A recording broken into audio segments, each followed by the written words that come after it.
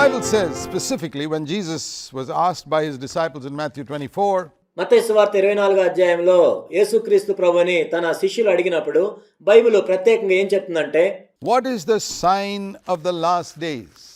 When will you return? నీ రాకడకు యుగ సమాప్తికి సూచనలేమిటి? Of course, there are many signs Jesus mentioned: wars, rumors of wars. ఇక్కడ యేసుక్రీస్తు ప్రభువారు అనేకమైన విషయాలు చెప్పారు. యుద్ధాల గురించిన సమాచారాలు, Famines, earthquakes, కరువులు, భూకంపాలు, persecution, etc. హింసలు మొదలైనవన్నీ చెప్పారు. All that. But notice what he said, number one, and what he repeated more than once. కానీ ఆయన మొట్టమొదట ఏం చెప్పాడు, మరలా దేని గురించి చెప్పాడో మీరు గమనించండి. The first thing he said was in verse 4, see to it that no one deceives you. ఆయన చెప్పిన మొట్టమొదటి విషయం ఏంటంటే 4వ వచనంలో మనం చూసినట్లయితే, ఎవడును మిమ్మును మోసపరచకుండా చూచుకొనుడి. Deception is the first thing that he mentioned in relation to the last days. చివరి దినాలకు సంబంధించి ఆయన ప్రస్తావించిన మొట్టమొదటి విషయం ఏమిటంటే మోసం. And further down he said again, there will be many false Christs and false prophets, verse 24. ఆ తర్వాత మనం 24వ వచనంలో చూసినట్లయితే అనేక మంది అబద్ధపు క్రీస్తులను, అబద్ధపు ప్రవక్తలను వస్తారు. And do you know what these false prophets are going to do? ఆ అబద్ధ ప్రవక్తలు ఏం చేస్తారో తెలుసా? They will show great signs and wonders వాళ్ళు అనేక గొప్ప సూచక క్రియలు, మహత్కార్యాలు చేస్తారు. in the name of Jesus, యేసుక్రీస్తు ప్రభు యొక్క నామంలో, so as to deceive, if possible, even the elect. సాధ్యమైతే ఏర్పరచబడిన వారిని సైతం మోసపరుస్తారు. In other words, these signs and wonders are going to be done in such a way that even the elect could be deceived. ఇంకో మాటలో చెప్పాలంటే వాళ్ళు ఆ సూచక్రియలు, మహత్కార్యాలు ఎలా చేస్తారంటే ఏర్పరచబడిన వారు సైతం మోసగించబడేటట్లు చేస్తారు. Now, do you know that the elect are God's people? ఏర్పరచబడిన వారు అంటే ఇక్కడ దేవుని ప్రజలు అని. Can you imagine the elect being prone to deception if this man is doing wonders in the name of some other religion or some other god? No, impossible. ఈ వ్యక్తి వేరే మతం పేరు చెప్పో, వేరొక పేరు చెప్పో ఈ మహత్కార్యాలు, సూచక్రియలు చేస్తే ఏర్పరచబడిన దేవుని ప్రజలు మోసగించబడతారని మీరు అనుకుంటున్నారా? అలా మోసగించబడరు. Where is the danger of the elect being deceived? Because he comes in the name of Jesus. ఏర్పరచబడిన వారు సైతం ఎప్పుడు మోసగించబడతారు? వాళ్ళు క్రీస్తు నామంలో వచ్చినప్పుడే. He's a wolf, but he comes in sheep's clothing. వాళ్ళు తోడేళ్ల వలె ఉండి గొర్రె చర్మం వేసుకొని వస్తారు. Sheep's clothing means evangelical doctrine. ఇక్కడ గొర్రె చర్మము అంటే ఇవాంజలికల్స్ సిద్ధాంతాన్ని కలిగి ఉండటం. He brings the Bible. He doesn't bring some other holy book. ఆ వ్యక్తి బైబిలే తీసుకొని వస్తాడు, వేరే మతానికి సంబంధించిన పుస్తకాన్ని తీసుకొని రాడు. He doesn't use the name of some other god. He uses the name of Jesus. ఆ వ్యక్తి వేరే దేవుడి పేరును వాడడు, కానీ యేసుక్రీస్తు ప్రభు యొక్క నామాన్నే వాడతాడు. But he's a deceiver. కానీ అతడు మోసగాడు. Because the Bible says in 2 Corinthians 11, Satan comes as an angel of light. 2 కొరింథీ 11లో Bible ఏం చెప్తుందంటే సైతాను వెలుగుదూత వలె వస్తాడు. And his servants come as ministers of righteousness. 2 Corinthians in chapter 11 and verse 14 and 15. సాతాను యొక్క పరిచారకులు కూడా నీతి పరిచారకుల వేషము ధరించుకొని వస్తారు. 2 కొరింథీ 11, 14, 15 వచనాలు. They will talk about righteousness, etc. But you got to be watchful. వాళ్ళు నీతి గురించి మొదలైన వాటన్నిటి గురించి మాట్లాడతారు, కానీ మీరు మెలకువగా ఉండాలి. They will preach another Jesus. 2 Corinthians 11 verse 3. 2 కొరింథీ 11:3లో మనం చూసినట్లయితే వాళ్ళు మరి యొక్క యేసును ప్రకటిస్తారు, Offer you another spirit. మరి యొక్క ఆత్మను గురించి మాట్లాడతారు, Preach another gospel మరి యొక్క సువార్తను బోధిస్తారు, to lead you astray. మిమ్మల్ని దారి తొలగించటానికి. Let me show you another verse. నేను మీకు మరొక వచనాన్ని చూపిస్తాను.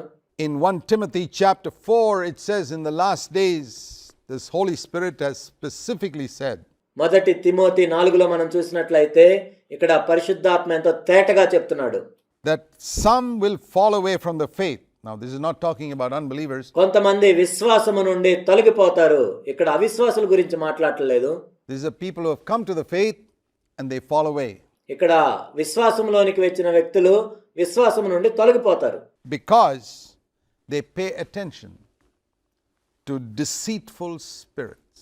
ఎందుకంటే వాళ్ళు మోసపరచు ఆత్మల యందు లక్ష్యం ఉంచుతారు కాబట్టి. They pay attention to deceitful spirits. వాళ్ళు మోసపరచు ఆత్మల యందు లక్ష్యం ఉంచుతారు. They don't stick to the word of God. దేవుని యొక్క వాక్యాన్ని వాళ్ళు అంటిపెట్టుకొని ఉండరు. Jesus said in Matthew chapter 7 that in the last day, when the day of judgment, మత్తయి సువార్త 7వ అధ్యాయంలో యేసుక్రీస్తు ప్రభువారు ఈ విధంగా చెప్పారు, చివరి దినమున, తీర్పు దినమున many will say to him, Matthew 7 verse 22, అనేక మంది వచ్చి ఆయనతో ఇలాగ చెప్తారు. మత్తయి సువార్త 7వ అధ్యాయం 22వ వచనం. not one or two, ఏదో ఒకరో ఇద్దరో కాదు, not one or two, not three or four, ఒకరో ఇద్దరో కాదు, లేక ముగ్గురో నలుగురో కాదు, many. అనేకులు. Many could mean hundreds. అనేకులు అంటే కొన్ని వందల మంది, Hundreds of preachers, thousands of preachers perhaps, వందల మంది బోధకులు, బహుశా వేల మంది బోధకులు will come to him and say, Lord, Lord, we prophesied in the name of Jesus. ఆయన దగ్గరకు వచ్చి ఈ విధంగా చెప్తారు, ప్రభువా, ప్రభువా, నీ నామమున, యేసు నామమున మేము ప్రవచించాము. We cast out demons in the name of Jesus. యేసు నామమున మేము దయ్యములను వెళ్ళగొట్టాము. We did miracles in the name of Jesus. యేసు నామమున మేము అద్భుతాలు చేశాము. And the Lord says, I will turn to them and declare to them, I never knew you. అప్పుడు ప్రభు ఏం చెప్పాడంటే, నేను వాళ్ళ వైపు తిరిగి, నేను మిమ్మును ఎన్నడను ఎరుగను. I never had a personal relationship with you. నాకెప్పుడు కూడా మీతో వ్యక్తిగతమైన సంబంధం లేదు. You lived in sin. మీరు పాపములో జీవించారు. Depart from me. అక్రమము చేయువారులారా, నా యొద్ద నుండి తొలగిపోండి. And they are sent to hell. ఆ విధంగా ఆయన వారిని నరకానికి పంపించాడు. Can you believe that people who did miracles in the name of Jesus are sent to hell finally? యేసుక్రీస్తు ప్రభు నామమున అద్భుతములు చేసిన వారిని యేసుక్రీస్తు ప్రభు వారు చివరికి నరకానికి పంపిస్తున్నాడు. మీరు నమ్ముతున్నారా దీన్ని? Well, that all depends on whether you believe the Bible or not. ఇదంతా కూడా నీవు బైబిల్ నమ్ముతున్నావా లేదా అన్న దాని మీద ఆధారపడి ఉంటుంది. Jesus said, heaven and earth will pass away. My words will not pass away. భూమియు ఆకాశమైన గతించిపోతాయి కానీ నా మాటలు ఎప్పటికీ గతించిపోవు. I'll tell you something. I would rather believe the words of Jesus than your reason or my reason. నీ సొంత తెలివితేటలను బట్టి వచ్చే హేతువునో, నా సొంత తెలివితేటలను బట్టి ఉన్న హేతువునో నేను నమ్మను, కానీ యేసుక్రీస్తు ప్రభు చెప్పే మాటలను నేను నమ్ముతాను. And my understanding and your understanding can be faulty. నా గ్రహింపు అయినా నీ గ్రహింపులో అయినా తప్పుండొచ్చు. There are many things we are deceived by, but I will not be deceived because I believe the words of Jesus. అనేక విషయాలను బట్టి నేను మోసగించబడొచ్చు, కానీ యేసుక్రీస్తు ప్రభు చెప్పిన మాటలను నేను నమ్మినప్పుడు నేను మోసగించబడను.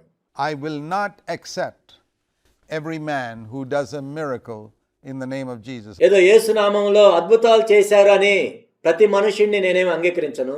I will not accept every man who prophesies in the name of Jesus. యేసు నామములో ప్రవచించారని ప్రతి మనుషుణ్ణి నేనేమి అంగీకరించను. I will not accept every man who casts out demons in the name of Jesus because of Jesus' warning. యేసు నామమున దయ్యములు వెళ్ళగొట్టిన ప్రతి ఒక్కరిని నేను అంగీకరించను, ఎందుకంటే యేసుక్రీస్తు ప్రభువే హెచ్చరించారు కాబట్టి. What will I look for? What was it that Jesus looked for in these people? That's what I will look for. ఈ వ్యక్తుల్లో నేనేం చూస్తాను? యేసుక్రీస్తు ప్రభువారు ఈ వ్యక్తులు ఏం చూస్తున్నాడో నేను కూడా దానికోసమే చూస్తాను. He looked for holiness. ఆయన పరిశుద్ధత కోసం చూస్తున్నాడు. He says, you lived in sin. You never preached against sin. మీరు పాపంలో జీవించారు, పాపానికి వ్యతిరేకంగా మీరు ఎప్పుడు బోధించలేదు. You lived in sin. You practiced sin. మీరు పాపంలో జీవించారు, పాపానికి వ్యతిరేకంగా మీరు ఎప్పుడు బోధించలేదు. And you did miracles. I know I'm safe when I seek to fellowship with someone who has the Spirit of Christ. ఎవరైతే క్రీస్తు యొక్క ఆత్మను కలిగి ఉంటారో అటువంటి వ్యక్తితో నేను సహవాసం చేసినప్పుడు నేను సురక్షితంగా ఉంటాను. ఆ విషయం నాకు తెలుసు. Who leads me away from iniquity and sin.